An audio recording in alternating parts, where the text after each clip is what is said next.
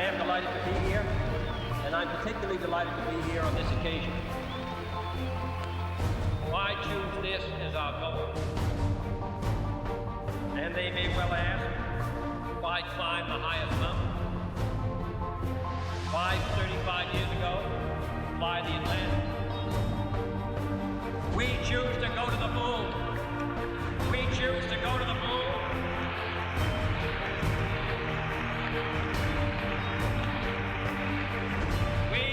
To go to the moon in this decade and do the other thing, not because they are easy, but because they are hard. Because that goal will serve to organize and measure the best of our energies and skills. Because that challenge is one that we're willing to accept, one we are unwilling to postpone, and one we intend to win, and the others too.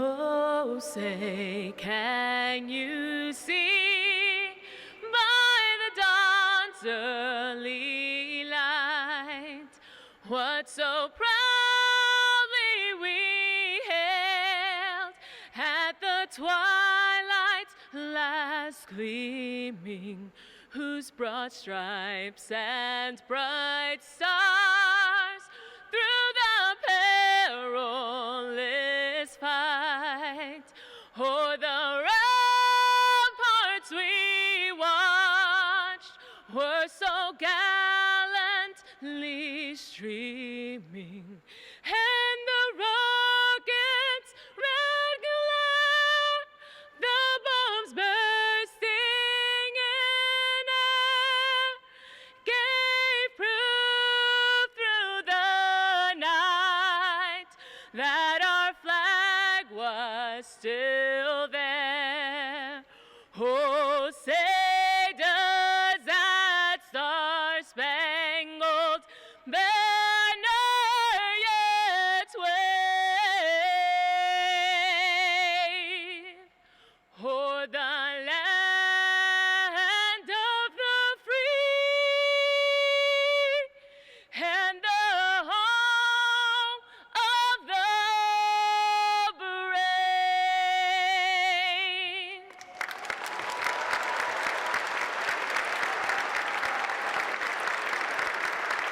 Ladies and gentlemen, Robert Cabana, Kennedy Space Center Director.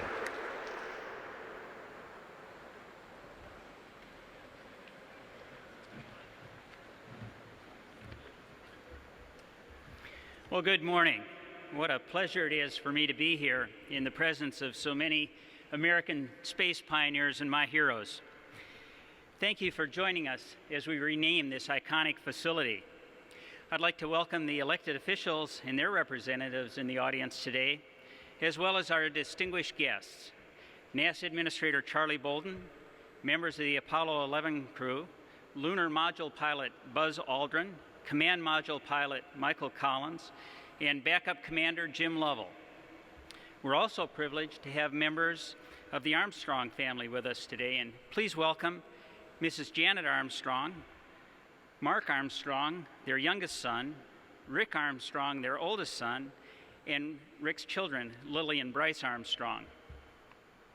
Today,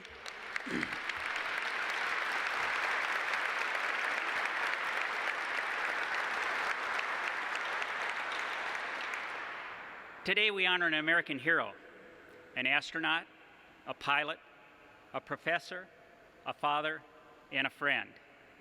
In 1966, Neil was the command pilot of the Gemini 8 mission, during which he performed the first successful docking of two vehicles in space.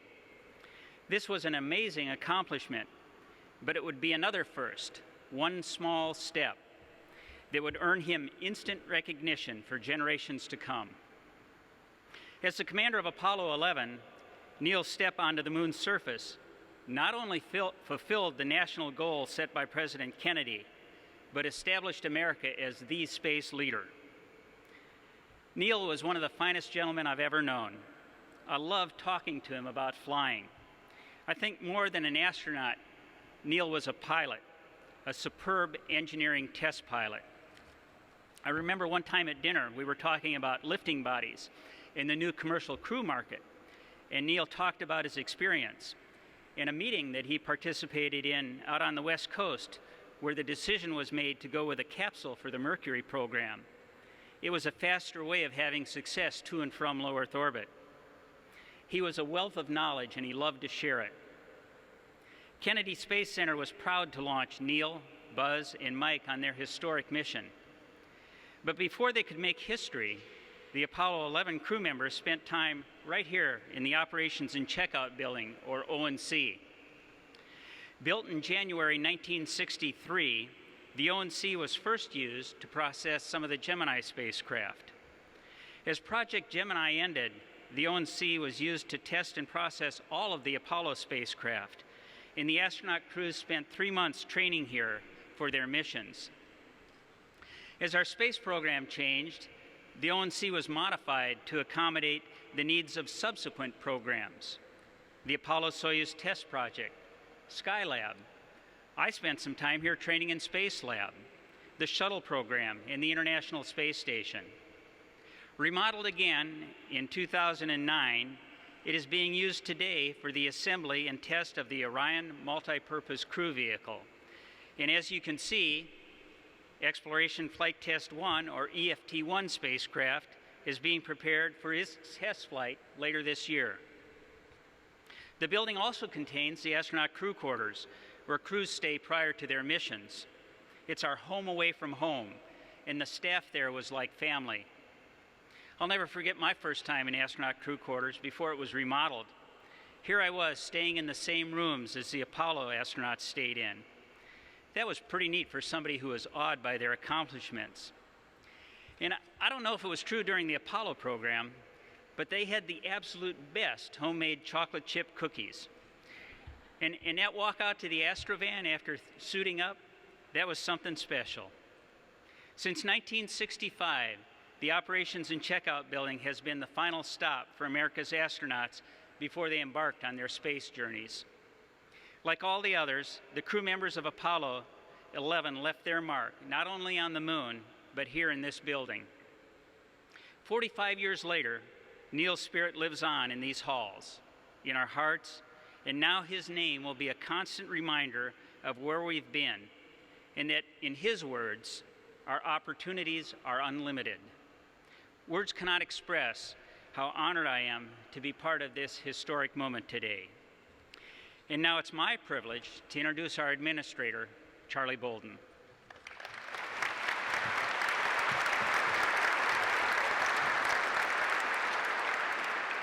Bob, thanks very much for your introduction, and thanks for your great remarks. And I want to echo Bob's thanks to all of the members of the NASA family and the KSC community who are with us today. Lots of you way back there, but hopefully you can hear us, and it's not just echoing around the building. I want to begin my remarks by reminding all of us why we're here on the Space Coast today. 45 years ago, NASA's journey to land the first humans on the moon began right here at the Kennedy Space Center. NASA astronauts, beginning with the Mercury 7 and continuing through Gemini and Apollo years, blasted off from these storied shores. For 30 years, the unprecedented success of our space shuttle program was made possible by you, the men and women of the Kennedy Space Center. So today, we have come home to commemorate what is arguably the most significant event in the history of human exploration, the Apollo 11 moon landing of July 20th, 1969. We're very fortunate to have with us two of the members of that historic mission, Buzz Aldrin and Mike Collins, as well as backup commander Jim Lovell, and the late Neil Armstrong's sons Mark and Rick, who Bob introduced earlier. They will help us mark this anniversary of the renaming of the operations and checkout building for their father. As Bob We are ready for the event. See, Kennedy we're Space Center, getting it Mission together. Control Houston. Please As call Bob station for explained, flight this building holds a special place in NASA history. It served as the crew quarters for generations of NASA astronauts, myself included, who spent the final days leading up to launch in this facility. Millions of people around the world have been riveted by those iconic pictures of astronauts in their flight suits walking out of this very building on their way to those daring missions. NASA's next giant leap into space is taking shape right here. The new Orion multi-purpose crew vehicle is being assembled and tested within these very walls in preparation for its first test flight later this year, and its eventual use for human missions to an asteroid and Mars. It's altogether fitting that today we rename this facility the Neil Armstrong Operations and Checkout Building. Commander Armstrong was not only the first human to set foot on the moon. Throughout his life, he served his country as an astronaut, an aerospace engineer, a naval aviator, a test pilot, and a university professor, and he constantly challenged all of us to expand the boundaries of the possible. He, along with his crewmates, Buzz Aldrin, Michael Collins, are a bridge from NASA's historic journey to the moon 45 years ago to our path to Mars today. At this time, I'd like to present to Bob Cabana a unique symbol of that bridge. I didn't know about this until recently. In 1987, Neil, Buzz, and Michael signed and presented a special patch that flew on their Apollo 11 mission to then NASA Administrator James C. Fletcher. Those of you who are familiar with NASA know that mission patches are common, mementos, and keepsakes that accompany just about every mission. But what is unique about this patch is its inscription that reads, "Carried to the moon aboard Apollo 11, presented to the Mars One crew." And it's signed by Neil, Buzz, Michael Collins. So 27 years ago, the men who accomplished what many believed was impossible were already imagining NASA's next giant leap, a human mission to Mars. And they had no doubt we would succeed. Let me tell you, neither do I, and neither does this guy I'm getting ready to present it to. So Bob, if you'd accept this, keep it safely.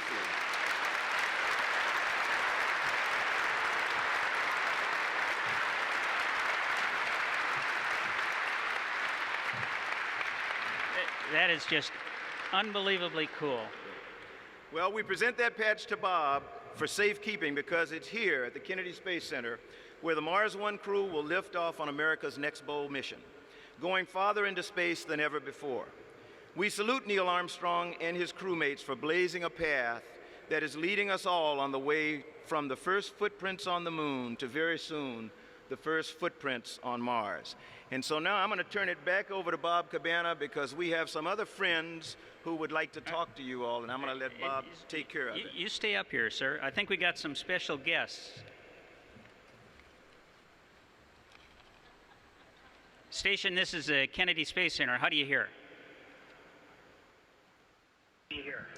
We have you loud and clear. Hey, Swanee. Hey, Reid. It's good to see you. It's good to talk to you too, Mr. Cabana. Mr. Cabana. No, it's Bob, Swanee. Hey, so what do you think? What did the Apollo program mean to you guys when you were growing up?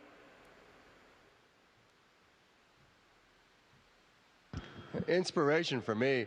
It's one of the reasons why I'm here right now. I mean, it was an amazing thing to see, and it gave me so much hope that I could do the same thing. I'm just wonderful. You? Well, Swanee, I wasn't alive when Apollo 11 stepped foot on the moon, but as a child growing up, every summer we went on vacation to Ocean City, Maryland, and that's where my parents watched Neil make those first footprints on the moon, and they used to tell me this story every single summer. So I grew up with this in my mind all the time. So like you said, it was huge inspiration for me. Hey, Swanee, I got a big question for you because I know you taught me how to fly the shuttle because Many people may not know this, but Steve Swanson was once what we call a flight simulation engineer, an FSE, sitting in the center seat, probably scared to death watching us try to land. But he taught me how to fly shuttle. And so in your wildest imagination, did you ever envision you would be where you are today? And what advice do you have to some kids that are sitting down here right now looking? Well, it was a dream. You know, you don't ever think it's really going to come true. Just work hard at it. And that's exactly what you do. Just persevere, work hard, enjoy life, and maybe your dreams will come true. It did for me. I got lucky. So I don't know if you heard, but Charlie presented me with a patch that the Apollo 11 crew took to the moon and signed, and it was signed to the next NASA crew that goes to Mars. So what do you think about the ISS as a test bed, as a learning place for deep space exploration, for going to Mars? Well, Bob, if you're talking about long duration, which a trip to Mars is the epitome of long duration, then this is where we start, right here. We have a regenerative environmental control system that's processing urine into water. We're making our own oxygen. We're getting very close to a closed loop system. So this, to me, this and reliability of the spacecraft, that's kind of the backbone of this mission that we have coming up. And it all starts right here on the ISS. What about exercise and physical fitness? How much you guys got to exercise up there? Definitely, that's another good point. You know, if we're going to go to Mars, again, a long duration, we have to stay in shape ourselves and be ready to function when we get there. And that's what we do. We work out 2 hours every day, about an hour of cardio and an hour of lifting weights, and it works out well for us. And I believe that with that kind of regime, you could do well when you land on Mars. Hey, Reid, since you're the baby and you weren't alive, you know, do you have a message that you would like to give to the 3 Apollo crew members that we have here? We've got, since you can't see us, but we've got Buzz Aldrin and Mike Collins and then Jim Lovell, who was the backup mission commander. What's your message to them? My message is simple. These are heroes that I've had my entire life, known these names that every day I've lived. And so I just want to say an enormous thank you. Thank you for putting our country on this path that we remain on today. And without you gentlemen, I wouldn't be up here with Swanee and my other crewmates today. And so my dreams came true thanks to them.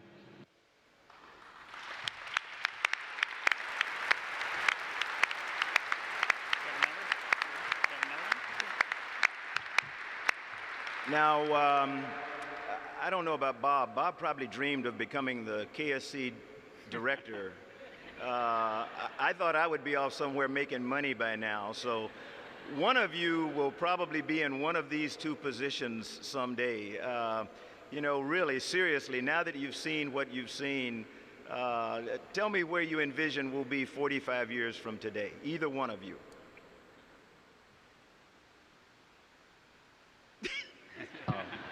Well, I hope He'll still be alive. As Bob Cabana told me when I just started this path at NASA, he told all of us, it's better to have a mission ahead of you than a mission behind you. And I hope people are lining up, not for the Mars 1 patch, but for the Mars 20, and who knows, maybe heading out towards Saturn or something crazy that we haven't even thought about yet. So I think the future's bright. Yeah, I'm with you, Reid. I think we have an outstanding future in front of us, and part of it's sitting right behind us here in this Orion spacecraft that's going to fly in December. We got a great path forward. So you guys have been great in allowing us to come aboard and spend some time with you. I know you've got 4 other crew members who are back there kind of backing you up and wishing they could be where you are. So please tell them we said hello. Thanks for everything that you do. And Reid, you're becoming a rock star with all your tweets and twits and Instagram and all that other stuff. So, and it's good to see both of your hair growing back. Steve, don't worry, you're not a rock star yet. Hey, it was great talking to you guys. Any final remarks that you'd like to make before we close it off? Just again, thanks, and to repeat what Reid said is thank you all who came before us. You inspired us and you led the way for us. We really appreciate it.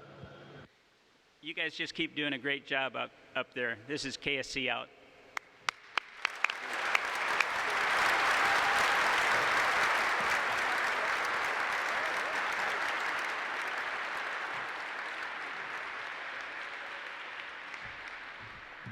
I forgot. We're supposed to introduce the next person. So it is my honor to introduce Rick Armstrong, who's then going to give us some remarks from the first set of remarks from the Armstrong family. Rick, you got it.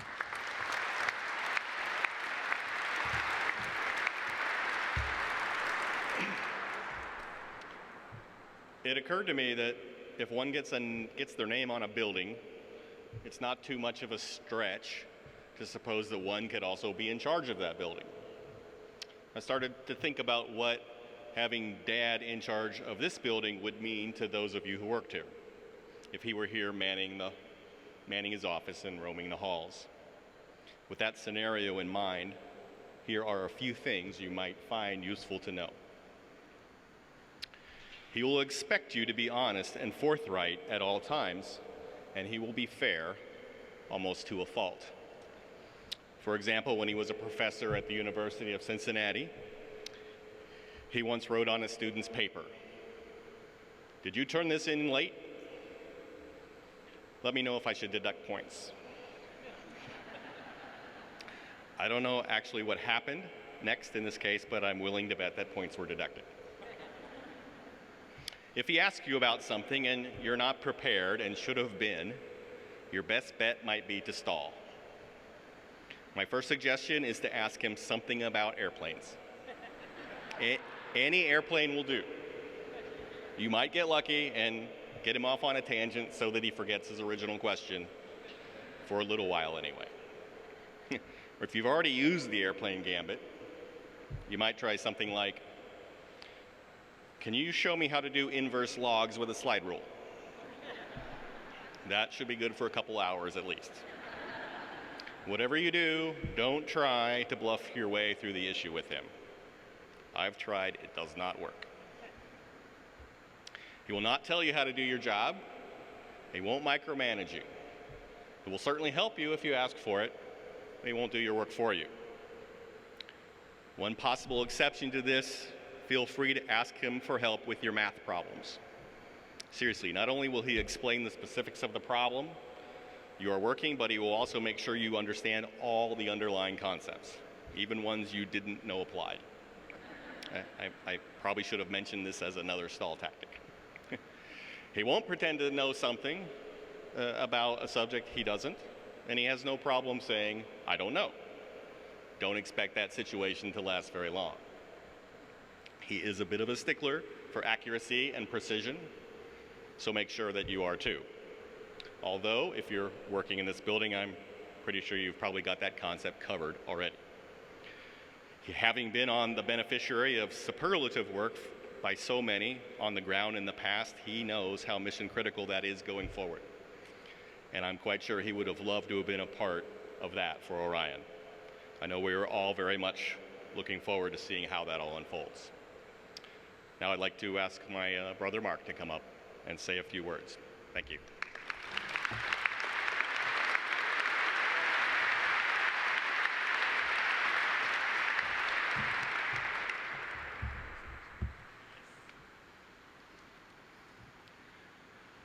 On behalf of the Armstrong family, I'd like to thank you for this tremendous honor. This Orion vehicle behind us is truly impressive. And it is our hope that the new name that graces this facility will inspire those that work here for many, many years to come. On a beautiful Florida morning in the late 1960s, my father and one of his buddies, one Pete Conrad, found themselves here at the Cape with a rare opening in their normally busy schedules. The two of them decided to go water skiing and somehow acquired a boat on the Banana River. At some point during their adventure, Pete was driving and Dad was skiing behind. And I should point out that in such a circumstance, when you've got two athletic guys engaged in some sort of sporting activity, it's perfectly natural and nearly unavoidable that a little friendly competition should arise. Now, it's no secret that Pete liked to go fast, and I suspect that in a good-natured attempt to dump Dad in the river, he was doing his best to both maximize his velocity and to maneuver the boat in such a way as to force Dad to jump the wake. And he was most assuredly looking behind him with a toothy Pete Conrad grin, sort of like this.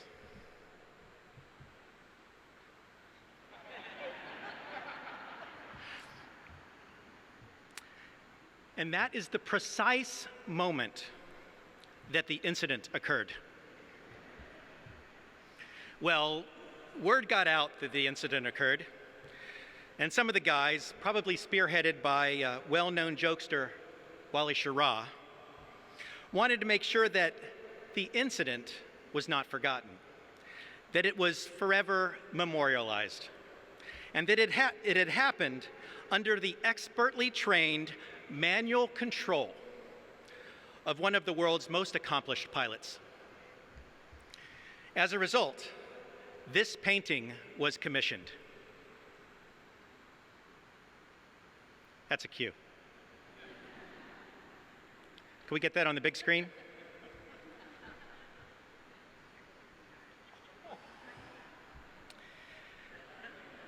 This painting was commissioned, capturing that the boat was unquestionably run aground. So to do our part to honor Wally's wishes of memorialization, we've had this painting restored and reproduced in Giclée. And with light hearts, we hereby give this artist proof to Kennedy Space Center for permanent safekeeping.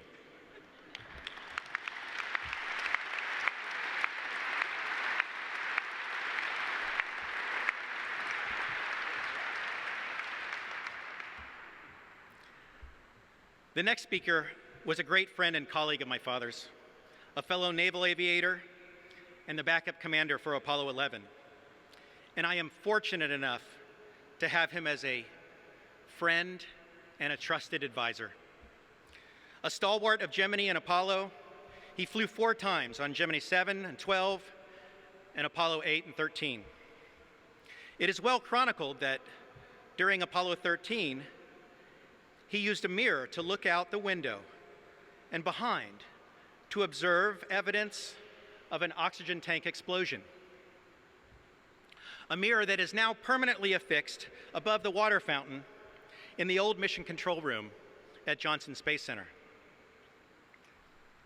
Fortunately for all of us, Pete Conrad used no such device to look behind him so many years ago on the Banana River, or we would have had no story to share this morning. Please welcome Jim Lovell.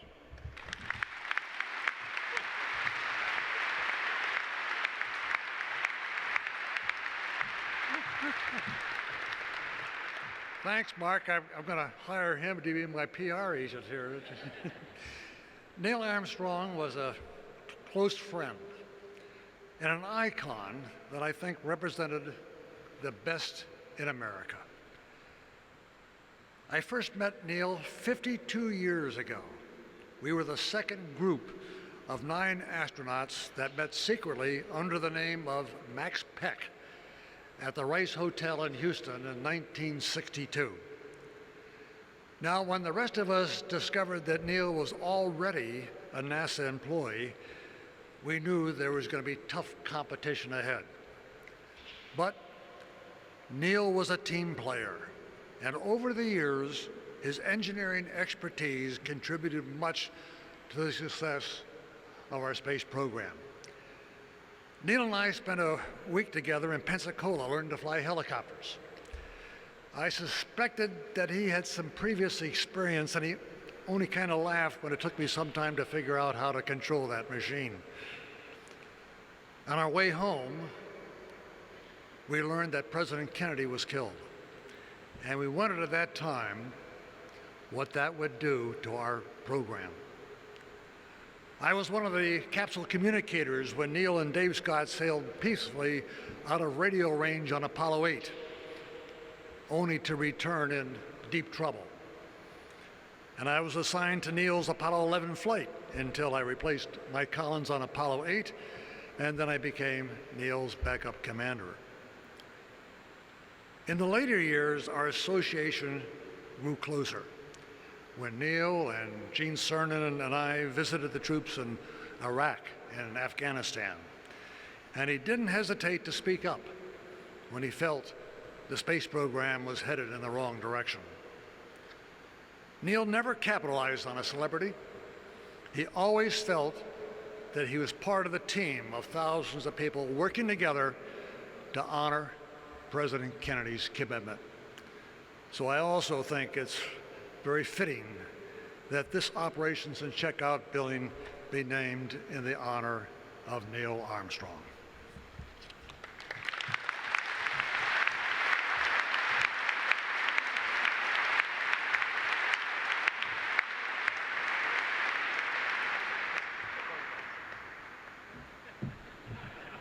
Just hold on. You're going to do it? That was my job to introduce Mr. Buzz Aldrin, who he and I flew together on Gemini 12 and was very comparable, of course, and everybody knows him on Apollo 11. Buzz, here you are.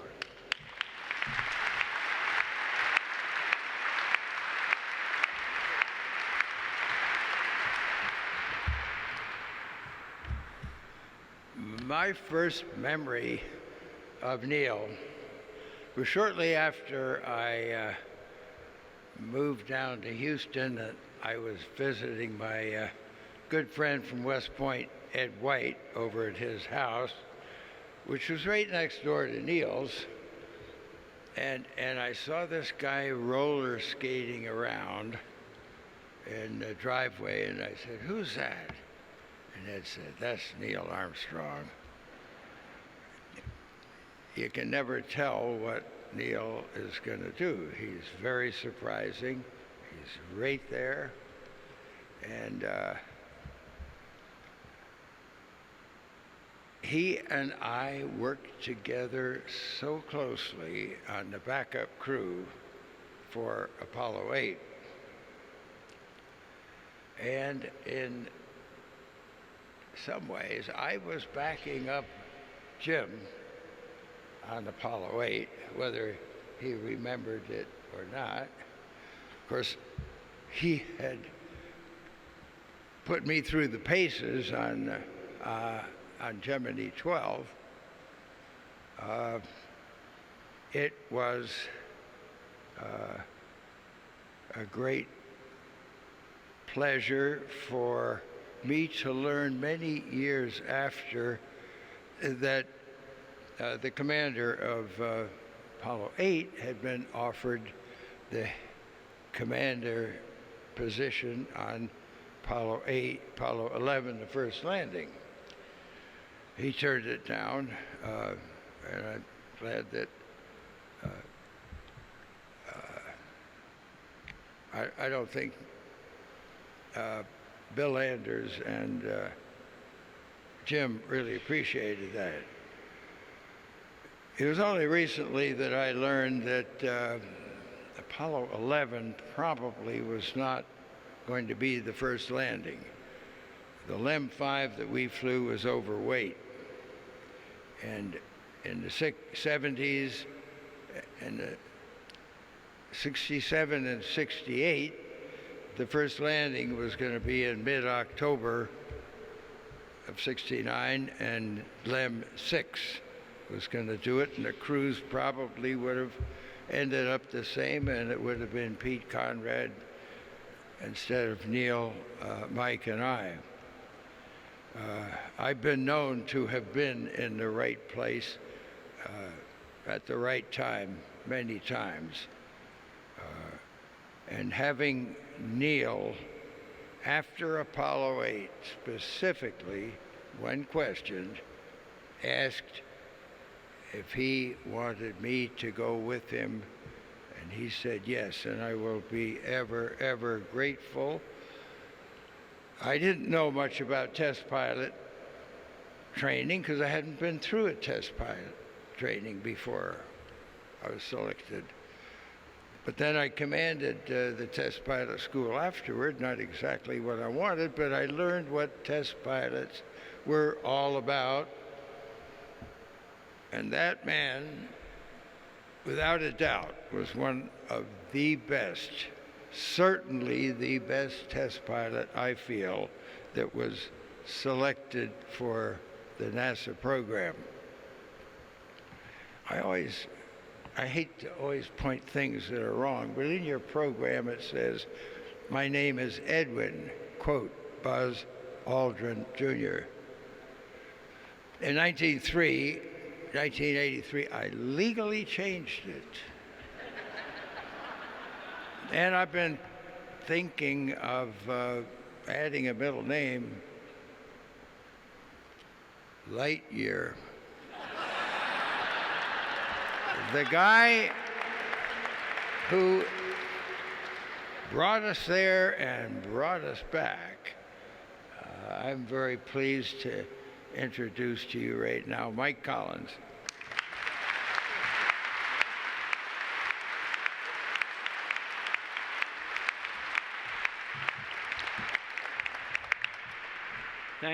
Thank you, Charlie Bolden and Bob Cabana. I wish I could have snuck aboard one of your shuttle flights, but all I could do was watch and admire the majesty of that great machine and the knowledge and the dedication with which you folks here prepared it for flight time after time. Thank all of you for working here. I see a few old friends out there, and if I know you, you must really be old. Janet, not you, ever young. Also, thank you for putting me last in this sequence of speakers. Not that I would ever make fun of Jim or Buzz, but if I should slip, they'll have no chance for a rebuttal today. You know, Lovell and Aldrin, I always remember them as the Gemini 12 crew, the capstone of that little gem of a program that you guys ran out on Pad 19. Gemini, the successful bridge between Mercury and Apollo? Ah, yes, and Jim and Buzz, Gemini 12, what memories. I can't remember whether either of them ever went on to Apollo, but wait, it's coming back to me now. Jim served as backup crew on the Tom Hanks flight.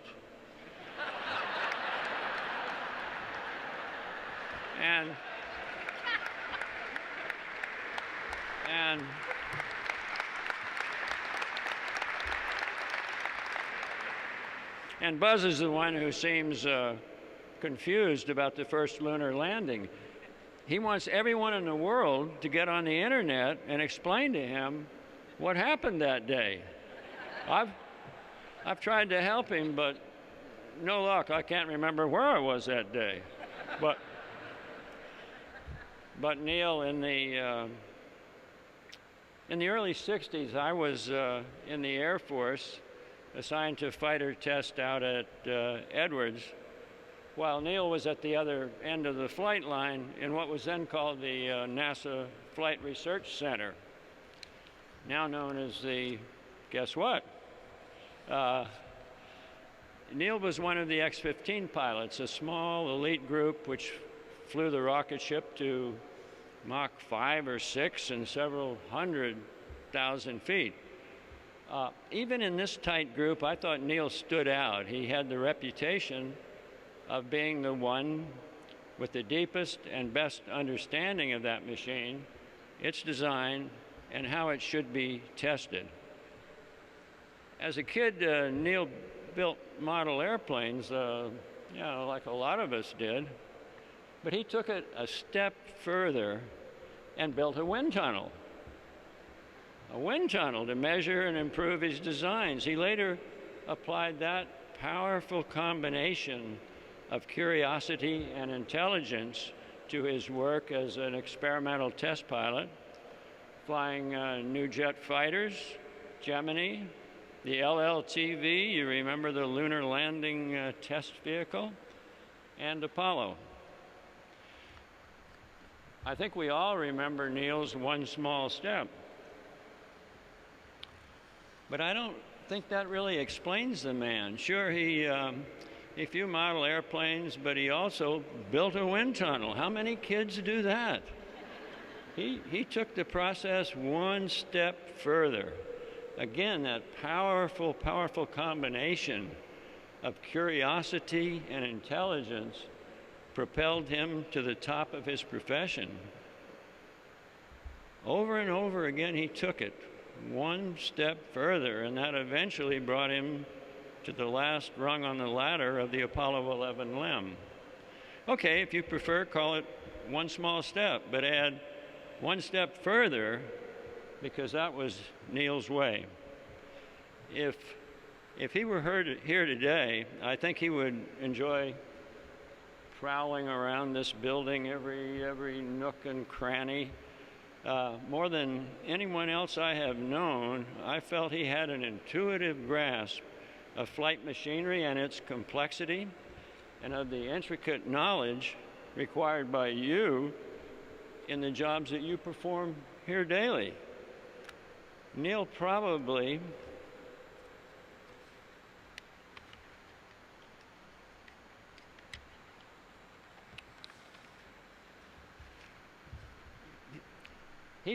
liked hangars better than office buildings, but he was certainly good in either venue.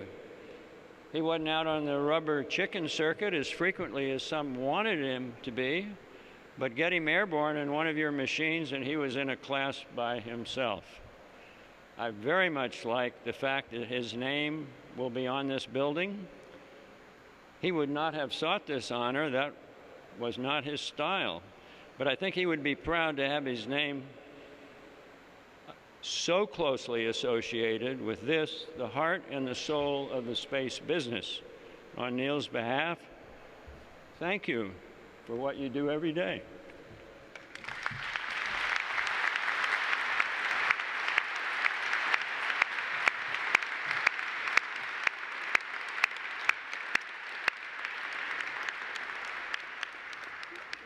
Thank you all so much for coming out today. Thank you, Jim, Buzz, Mike, Rick, and Mark for being part of this. I really appreciate you coming out. It is a special place. It's a special building, and I can't think of anybody better whose name could be on it than Neil Armstrong. He was quite an individual, and I'm really pleased to be a part of this today. This concludes our event. Thank you all again for coming, and go Orion.